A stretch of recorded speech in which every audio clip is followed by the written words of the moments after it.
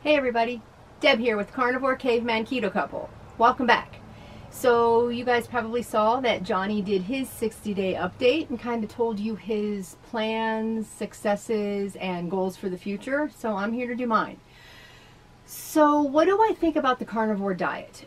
I am really enjoying it. I'm trying to think of any really negatives, and this is the only diet lifestyle that I have tried in my 47 years of life that I am able to not have cravings for real. And I'm not just saying that. I know a lot of people, out there on carnivore and keto say they don't have cravings, but it's true. I guess when you deplete your body or eliminate carbohydrates completely from your body, you just don't really crave them or don't really even want them anymore.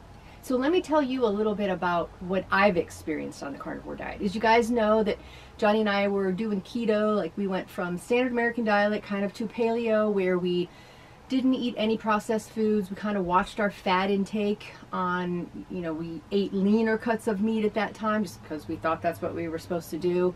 Then we kind of switched over to keto and tried that on and off for 9 months and had really good success with that. I was able to really see my blood sugar just level out and be like almost perfect. Even after I would eat, it wouldn't go much above 90, 95, which I thought was great. And what's really interesting to me is when we decided to do this carnivore challenge, we were only going to do it basically for 60 days. And then Johnny hadn't decided at that point, but I was going to start adding in some carbohydrates just to kind of experiment. And at that time, I was not ready to throw the baby out with the bathwater. I was not really thinking that giving up, leafy green vegetables was a good idea long term. But in the past 30 days that I've been researching a lot on fiber and oxalates and the anti-nutrients that are in some vegetables and kind of leach our body's vitamins and minerals, or maybe don't let us absorb a lot of vitamins and minerals from plant food, I'm kind of rethinking my thoughts on introducing carbohydrates back. I'm definitely not going to do it for the next 30 days, but then I think I might try to experiment and bring back maybe a little bit of sweet potato, a little bit of white rice. I'm not sure. This whole kind of carb loading thing fascinates me a little bit, so I'm kind of doing some reading on that now while I'm still reading about oxalates and what we were meant to eat and whether we're supposed to have so much fiber in our diet, if any, really is good for us. So I've got a lot going on, a lot of books I want to recommend to you guys. I'm in the middle of reading kind of two at the same time now. I'm a reader. Johnny doesn't really like to read, so I kind of give him like the cliff notes of it, and then he researches a lot on the computer, where I do that too, but I like to order books and read books. So if you guys have any great recommendations for me, please leave them in the comment section. But I have lost a total of about 12 pounds of body fat in doing carnivore, and I can't really tell exactly how much muscle I've gained, but I know that my strength has gone up in the gym, and I can just tell by the way my clothes fit and the way I look in my bathing suit that stuff is rearranging the way I want and gaining quite a bit of muscle. Now when I say muscle, you guys, I just want like the ladies to know, I'm not talking about muscle like Johnny has muscle or big huge muscle, but we all need muscle, and especially as we get older, and I don't want to say especially women because men too, but we need muscle mass to keep healthy and to be able to do the things we want to do into our 60s, 70s, 80s, maybe even 90s. I mean, I know some people here where we live in this ski town that this gentleman is 92 years old and his wife is 88, and they still ski on the mountain, and they're ranchers, and they're still plowing their own fields on occasion. So, you can still do that kind of stuff if you live a healthy lifestyle, take care of yourself, and I believe in doing some strength training just to keep your bones and your muscles, from atrophying or from wasting away, basically. So when I talk about going to the gym and lifting, I mean, I feel like I'm lifting pretty heavy 2 days a week, and then I go kind of lighter one or another 2 days a week. So basically, I'm at the gym. Johnny and I both are at the gym. I would say on average 4 days a week. We never go more than 5, and usually not less than 3, unless we're super active hiking or rock climbing or kayaking, if it's in the heart of one of our hobby seasons, then maybe the gym gets, you know, pushed on the burner. But right now, we're pretty heavy in the gym. This is our mud season here. The ski mountain hasn't opened. There's still some hiking, but it's really muddy and it's just kind of gloomy out. So we've been hitting the gym pretty hard lately and seeing a lot of results.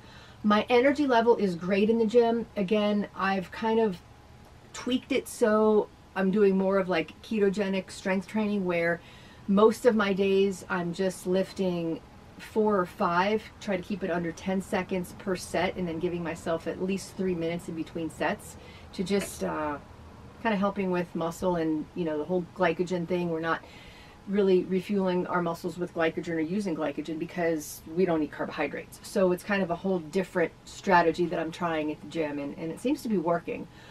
Again, my sleep is great. I've always been a pretty good sleeper, but I've noticed with Carnivore not having carbohydrates, tired at 10 o'clock. I sleep a good 8, sometimes 9 hours, but then when I get up, I'm ready to go. I don't need coffee right away. I'm, you know, super excited to get the day started. My energy levels stay nice and level throughout the day. They don't go up and down like they used to. I don't feel like at 2 o'clock, you know, after lunch or whatever, I need caffeine or I need to take a nap. It's not like that at all, which is great. I just can't imagine going back to walking around in like a brain fog a lot of the time, or feeling tired, like I said, like you need caffeine in the middle of the day to keep you awake. That's a horrible feeling, and kind of is alleviated. Well, it totally is alleviated with Carnivore. So I'm just really liking my progress and the way that I feel. Again, my blood pressure, I think Johnny mentioned it, has always been really nice. I've never had a problem with high blood pressure ever in my life, but it usually goes anywhere from like 115 to 118. It's always under 120, and it never has gone above 80. So usually, sometimes it's even a little lower in my opinion, around 67 to 70. So blood pressure has always been great. Like I said before, I felt like I was kind of on the verge of becoming a little bit maybe insulin resistant, where I was just gaining weight around the midsection and couldn't eat very many carbohydrates, where I'd gain weight and my hormones might have been, you know, off from that and having that in my family. So I really wanted to get that under control now, instead of waiting another, you know, 5, 10, 15 years when it's just harder. So that's kind of the main reason for my journey into Carnivore, but I'm just loving it, and I'm really not ready to change yet. And as far as, I just wanted to touch on this, but this is going to be a whole nother video. You know, I feel like we should not be so afraid of protein, you guys, especially us women. In my opinion, most of the women aren't getting good quality protein, and I'm not talking about like the supplemental protein or vegetable protein. I'm talking about red meat, you guys, about ribeyes, about grass-finished beef, about organ meat. And if you don't like organ meat, I mean, that's fine. But ladies, please get yourself on a nice, fatty, grass-fed ribeye.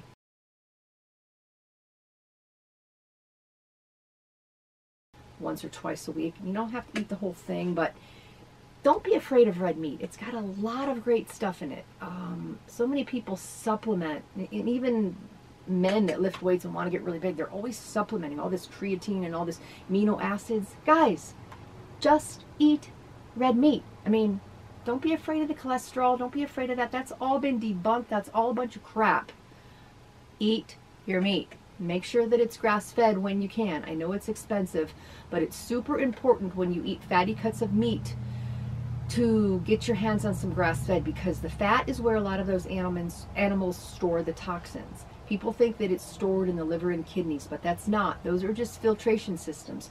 The actual pesticides and different harmful things they're finding are stored in the fat of animals and human beings. So therefore, when we eat fattier cuts of meat, we want to make sure that they're grass finished, organic. You want to kind of know where your product comes from.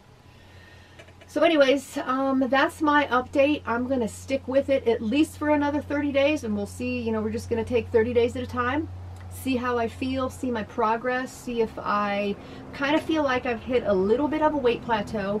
I'm super happy with my weight. I mean, I'm 116 pounds, and I'm 5'1", so 47 years old, and I'm pretty muscular, so I'm happy. But I've got stuff around my thighs and midsection that I'm trying to work on getting rid of and tone up, and I really want that Not necessarily 6-pack abs, but I really want that flat stomach where you can see a little bit of definition there. That's kind of my goal.